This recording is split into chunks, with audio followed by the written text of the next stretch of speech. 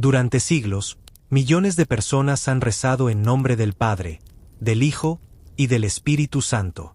Pero mientras el Padre y el Hijo parecen claros, el Espíritu Santo siempre ha permanecido en las sombras. ¿Es una persona? ¿Es una fuerza? ¿Es un poder divino? ¿O acaso se trata de algo mucho más profundo que la Iglesia prefirió ocultar? Este es uno de los misterios más grandes del cristianismo.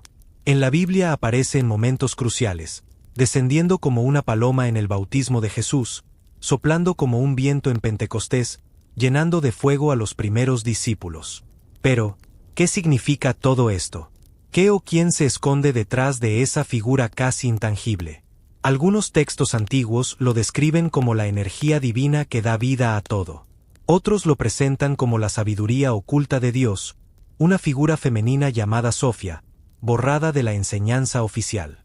Y en las tradiciones gnósticas, el Espíritu Santo era mucho más que un concepto. Era la clave para despertar al verdadero conocimiento.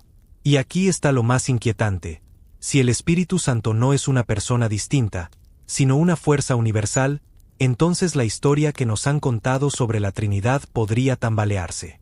Antes de continuar, te invito a suscribirte al canal, porque aquí exploramos las verdades que han permanecido prohibidas, los misterios que la historia oficial jamás quiso explicar, y lo que las escrituras apócrifas revelan en sus páginas ocultas. Sigamos.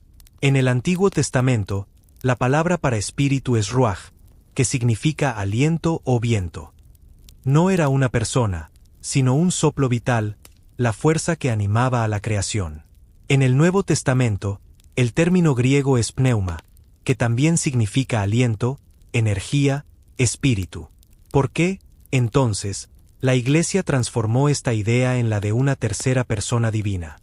Algunos historiadores aseguran que fue un intento de unificar el dogma y diferenciarse de los gnósticos, que veían al espíritu como la sabiduría, una entidad femenina.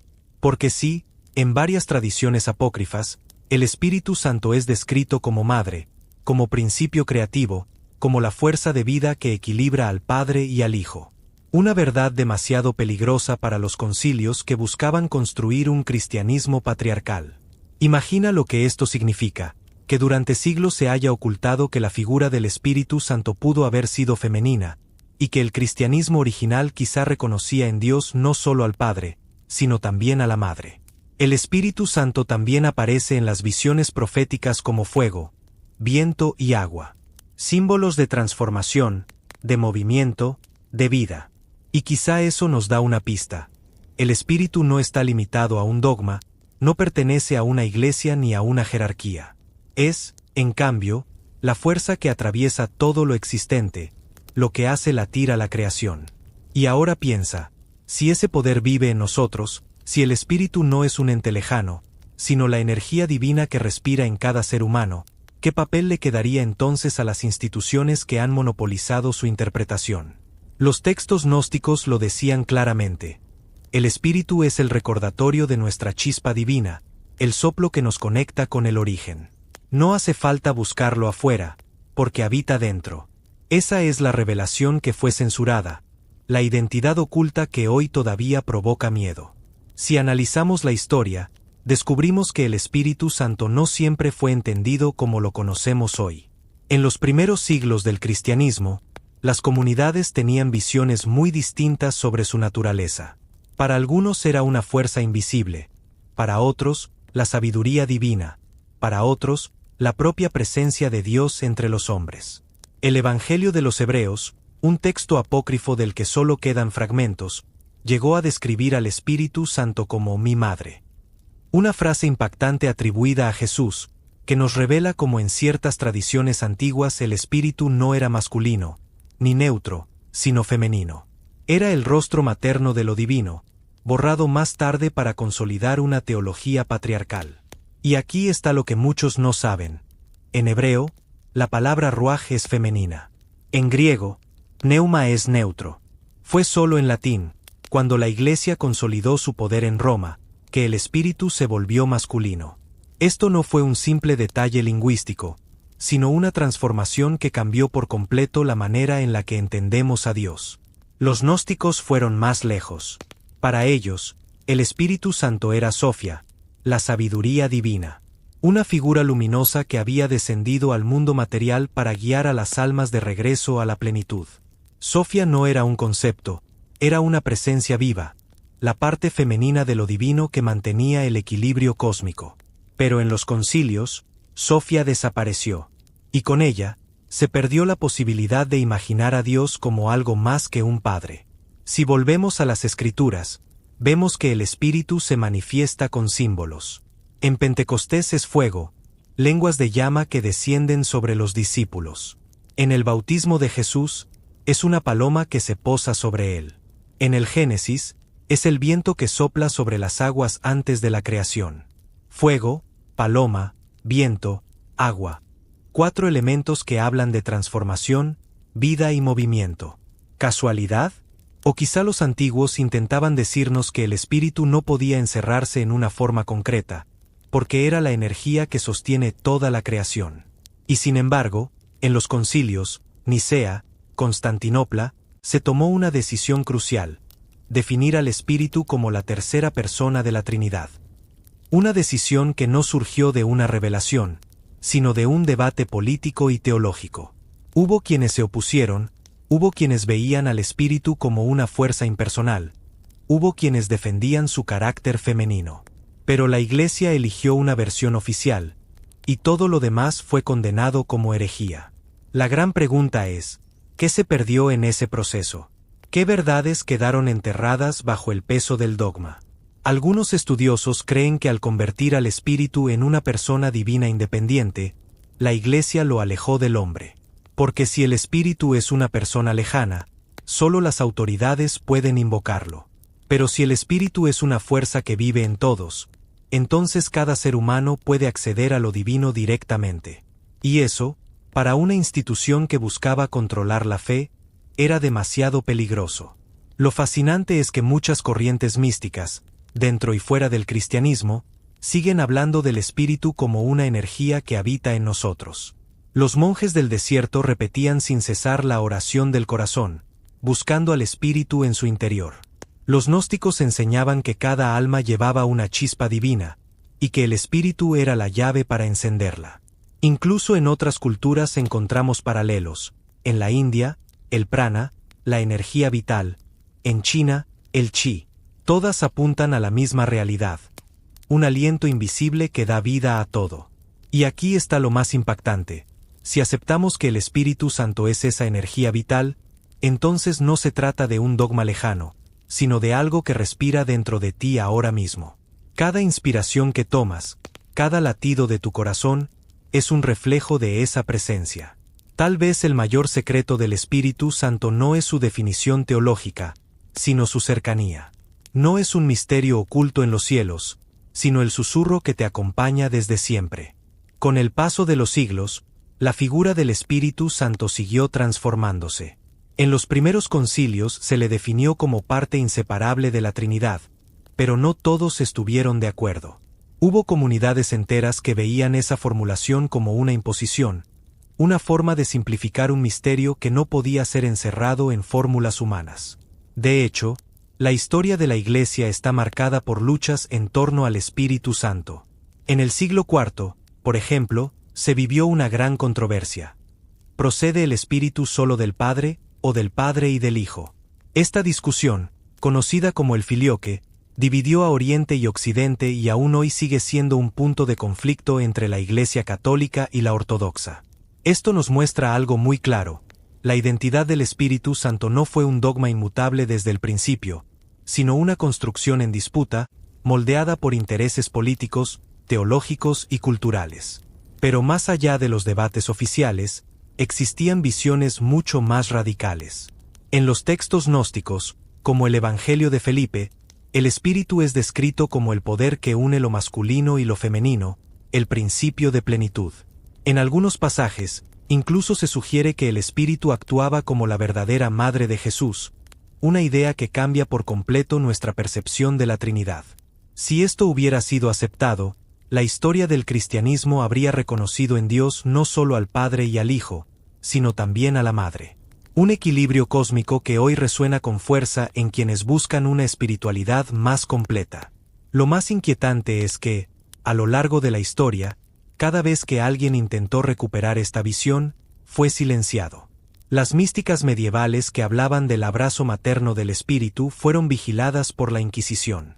Los movimientos espirituales que defendían la experiencia directa con el espíritu fueron condenados como herejía. Y sin embargo, la llama nunca se apagó. Hoy, muchos movimientos carismáticos y pentecostales vuelven a poner al Espíritu Santo en el centro. Lo describen como fuego, como sanidad, como poder transformador que irrumpe en la vida de los creyentes. En esos rituales donde se habla en lenguas, se canta, se ora con intensidad, vemos un eco de las antiguas experiencias narradas en los evangelios apócrifos. El Espíritu como fuerza viva, incontrolable, que no se somete a normas humanas. Y aquí llegamos a algo fundamental. El Espíritu Santo siempre aparece allí donde se rompe lo establecido. Es viento que nadie puede detener, fuego que consume lo viejo, agua que da nueva vida. Por eso resulta tan difícil definirlo. Y quizá esa sea la clave. No se trata de definirlo, sino de experimentarlo. En este punto, la pregunta ya no es solo teológica, sino personal. ¿Qué significa el Espíritu Santo en tu vida? ¿Es una doctrina repetida en las oraciones, o es una fuerza que transforma tu interior? ¿Es un misterio lejano, o un aliento cercano que te acompaña en cada momento? Los gnósticos dirían que el Espíritu es la memoria de lo divino que late en tu interior, esperando a ser despertada. Los teólogos dirían que es la tercera persona de la Trinidad. Los místicos dirían que es el fuego del amor divino. Y cada uno de estos enfoques, de alguna manera, toca una parte de la verdad. Lo más fascinante es que, al final, todos coinciden en algo. El Espíritu Santo es el vínculo. El lazo invisible que une al hombre con lo eterno, al mundo con lo divino, al corazón humano con la chispa que nunca muere. Cuando miramos más allá del cristianismo, descubrimos que la idea del Espíritu no es exclusiva. En muchas culturas antiguas aparece una noción similar. Un aliento, una energía, un soplo invisible que da vida a todo. En la tradición hebrea, como dijimos, se le llamó ruaj, viento, aire, movimiento. No era un concepto abstracto, sino la fuerza que se movía sobre las aguas en el Génesis, la misma que transformaba a los profetas y los llenaba de poder. En la filosofía griega, encontramos la palabra pneuma, que significa lo mismo, aire, espíritu, respiración. Los estoicos decían que el pneuma era la sustancia que impregnaba el universo, la energía que daba forma y orden a todas las cosas. En la India, el concepto de prana describe la energía vital que fluye en todo ser vivo. Los yogis aprendieron a controlarla a través de la respiración, descubriendo que el aire que entra y sale de nuestros pulmones es solo la manifestación externa de una fuerza interior mucho más profunda. En China, el chi representa lo mismo, la energía vital que circula por todo el cosmos. Según la tradición taoísta, quien aprende a armonizar su chi puede alcanzar la longevidad y la iluminación. ¿Casualidad? ¿O acaso todas estas culturas estaban describiendo una misma realidad con distintos nombres? Si lo pensamos bien, el Espíritu Santo podría ser la versión cristiana de esa fuerza universal. Una energía que no pertenece a una religión, porque atraviesa todas. Una presencia que no puede ser monopolizada por ninguna iglesia, porque respira en cada ser humano. Esto nos lleva a una conclusión inquietante.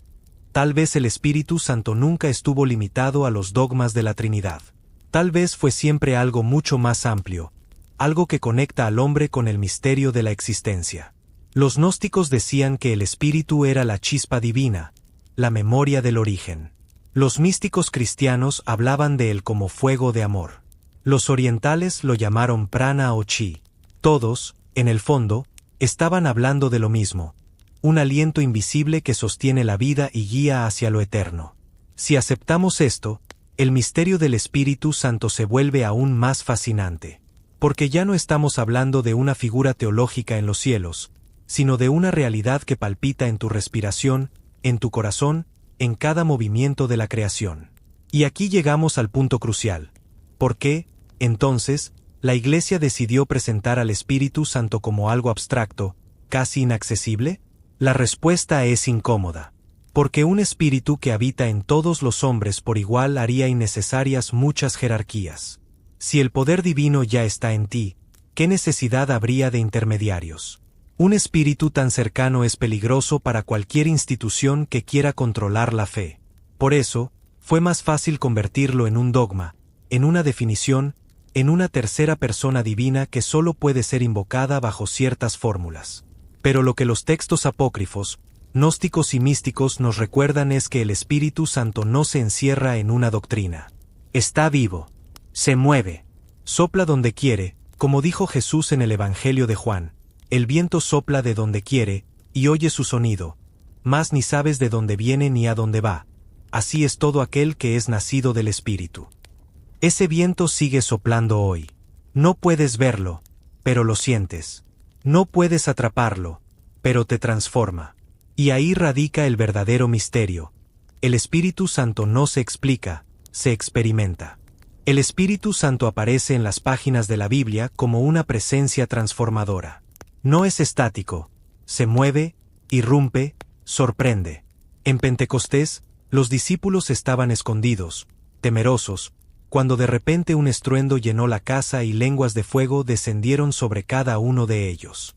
No fue un discurso, no fue un rito, fue un fuego interior que los convirtió en testigos.